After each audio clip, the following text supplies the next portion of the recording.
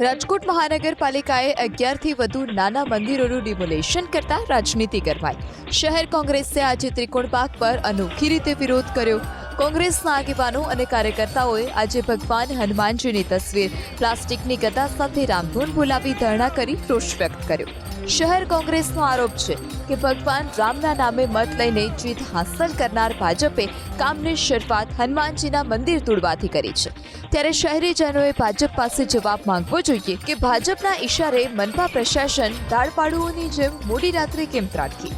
શહેર કોંગ્રેસ પ્રમુખ રાજદીપસિંહ જાડેજાનો આરોપ છે કે કેન્દ્ર, રાજ્ય અને રાજકોટ મહાનગરપાલિકામાં ભાજપની સરકાર છે, જે માત્ર રામના નામે મત માંગે છે અને બીજી તરફ જનતાની આસ્થા સાથે જોડાયેલા મંદિરો તોડી રહી છે।